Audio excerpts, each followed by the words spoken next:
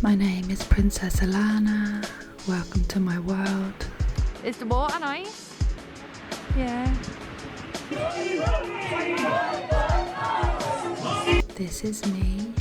I'm a multidisciplinary artist from Ireland.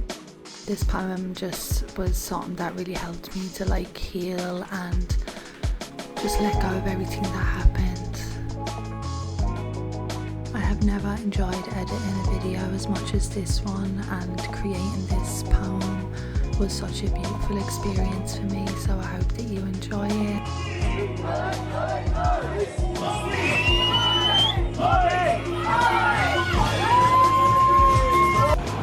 Look at this.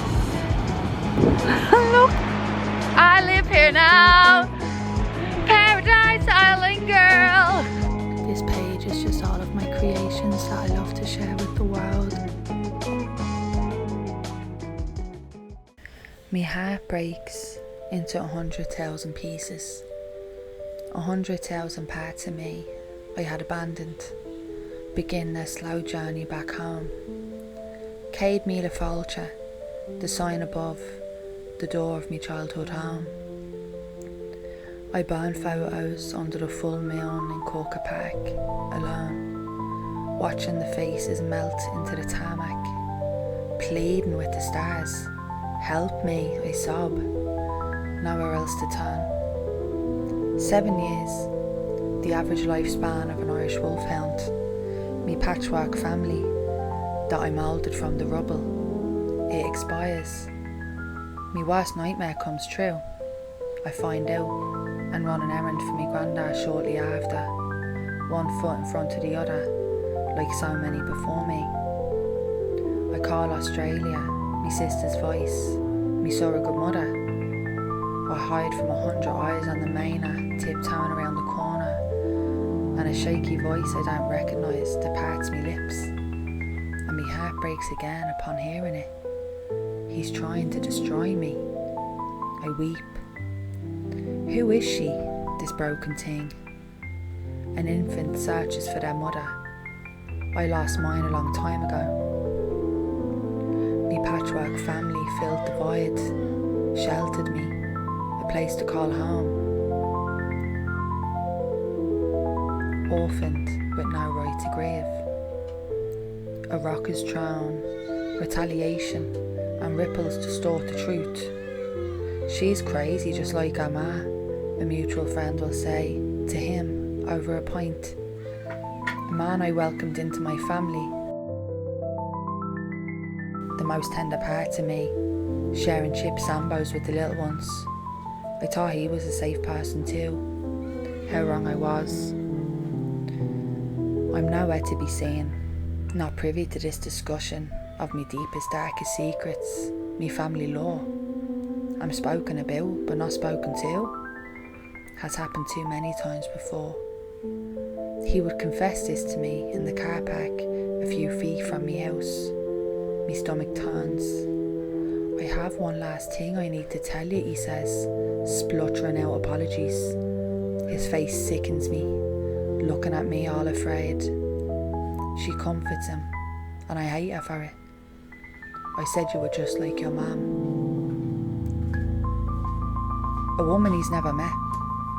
Wash her name out of your mouth now, sharpish. Me heart sinks, oblivion. I tell him to fuck off and I walk away. I want to scream at him, but I don't trust myself to not sink me nails into his face. In desperation, in disgust, feeble spines crumple like paper all around me. I want to give him a reason to look as frightened as he does, his face black and blue, but I'd only be proving them right. That one's mad, they'll say, and I regret ever saying that to you now. She sits across from me as I lie on her bed. I know something's changed, but I can't place it, and I'm too weak to try, to discern the undercurrent, the turn of the tide. She can't look at me either. To voice your pain, you become a selfish thing. Avert your eyes quickly, look away. Rationality was supreme with him, but his story, void of logic, was still believed.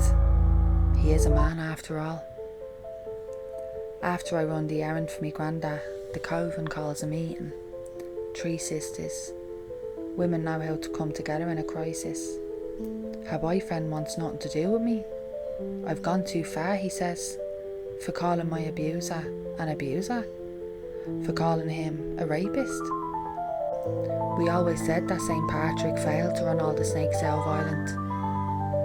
She respects his condemnation of me, without even asking why. And me heart shatters. A lifetime spent together ends.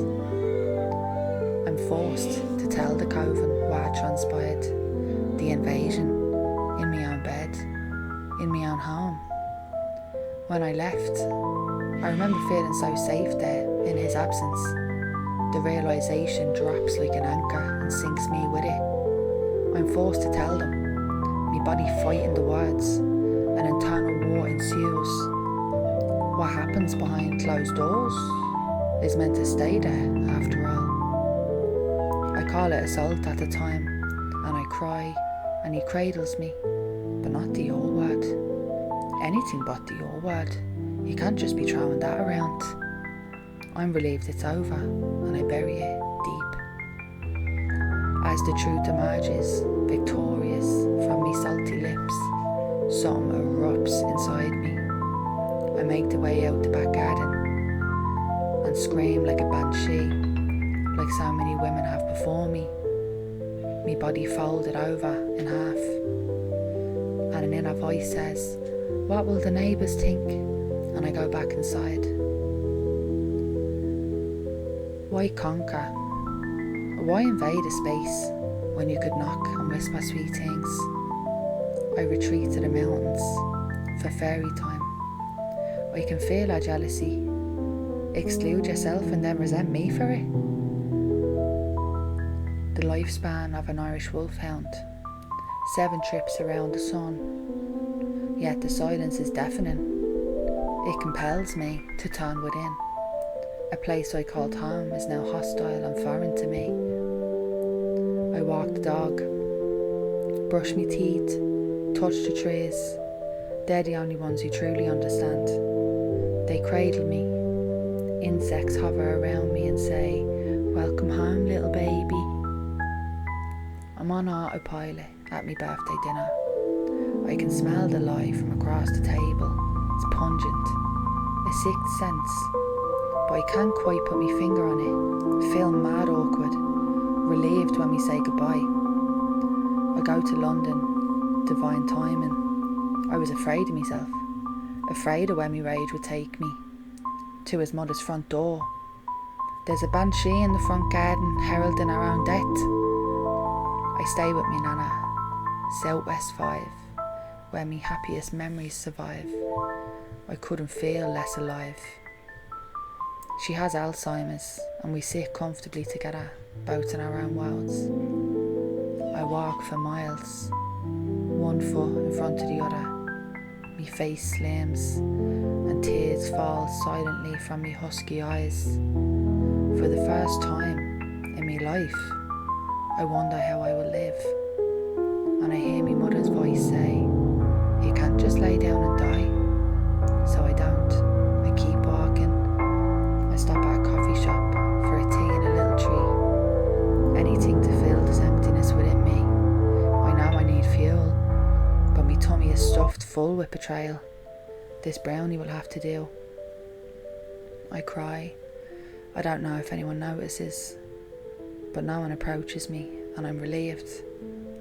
These emotions, energy in motion, course through me limp vessel, fully surrendered. The fight's extinguished. I return to the sacred womb within, the scratches on all the walls, a dark place from where we all came, afraid since birth. In the stillness, amidst my own destruction, I remember I can alchemize, and I wish I could return this energy to sender. The weight of a curse. I want to lie down, fold in on myself like a paper fortune teller and rot with the leaves. but a quiet voice reminds me, this is a gift. It consumes and threatens to break us, but look at all these raw materials, and you're free now. I write, I transmute me pain into something that uplifts, that inspires, that heals, to connect me with the divine. I cast spells in silence, eyes on the page, tears pour down from my face. I've stopped wiping them away. Red raw. These bags aren't Gucci, my mother says about her own under eyes. A maternal curse, I was told. If only she knew, she'd feel better after a big cry. Our pain stored in watery sacks, waiting patiently to be released underneath our windows to the soul. I pack up me life and I leave, like she once had. A medium had said, leave that house before the summer or you'll be dragged down with them. I couldn't fathom what would unfold or what she truly meant, but I left feeling giddy, sensing the truth, so I listened. Divine intervention. I remember thinking, why is she so quiet? Minutes had passed and she was silent, shuffling oracle cards on her comfortable couch in a living room in Clondalkin. The inner cynic thought, is she the real deal or what? In hindsight, I see why she couldn't tell me more. You can't warn someone of their undoing, they'd only try to fight it. But this was a battle I couldn't win, not the way I seen winning. Stillness, me comfort the priority. But winning isn't having impure hearts in your home. I exist in a daze. Feed yourself, make the bed, get out of the house. Let's go feel the sun on our skin. I multiply. The voices, they comfort me. The women that have come before me, I know I'm feeling their pain too. Our collective undoing. Me mothers, me nanas, spanning decades, revolutions. Too much has been buried. Someone has to dig it up. Months pass. Me niece heals me. Sticky fingers in me hair. I watch as me sister's tummy expands and she grows weary, and I help as a sister does. Her son is born. It's a miracle. Me niece wakes. Mammy's not home. And I tell her, they'll be back with your little brother soon, like a Brennan sliced pan on a Sunday morning. No one's allowed in the hospital, honey, not even Alanna. That's why she's here, with you. Me sister texts me to say she's heard us in the camera at the door. She cries, and I cry too. I've got her, love, don't worry about a thing. We're gonna have so much fun. It feels good to be useful. We go to the park and play under the sun. I can't say how exhausted I am, or how much pain I'm in. I feel guilt, shameful. I'm a selfish thing for dying, so I keep going. Sometimes I retreat from my room and cry into my brother's chest, standing in the kitchen.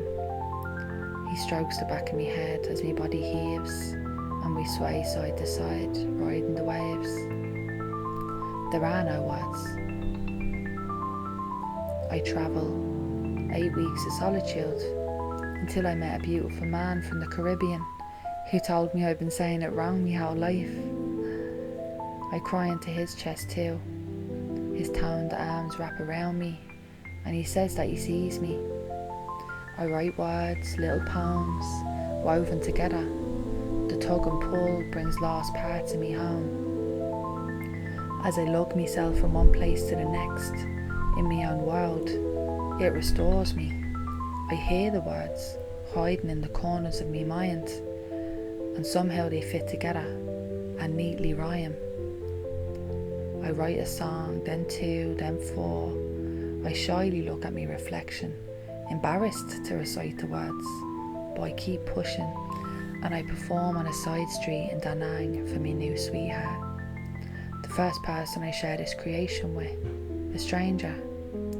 It's called Wanna Be Gangsta, and he says I'm sexy when I rap.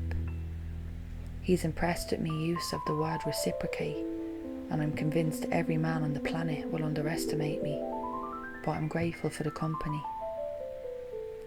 I wrap my arms around his waist and nestle between his shoulder blades as we drive under the stars, and I whisper faster. His body is a comfort, and in a weird way, with his wide back and his slender waist, he reminds me of me abuser, and I feel at home. I whisper to a friend over toast and jam that I'm gonna rap, and when I return, she finds a place for me to share myself. I'm grateful. The thrill of it lights me up. I have no fear. She squeals, the room applauds me, and for a moment I feel whole. I get a job, a marketing scheme, observing it all, the games and false promises. I'm in debt, but I know this isn't where I'm supposed to be. So I quit, knowing I'll find something new before the end of the week. A part of me does doubt it, but I hold her hand and lead the way, and a week to the day, I get a new job. My lumbar spine surrenders under the pressure, emotional, mental, spiritual. For a second time, a third time, a foreigner in a foreign land.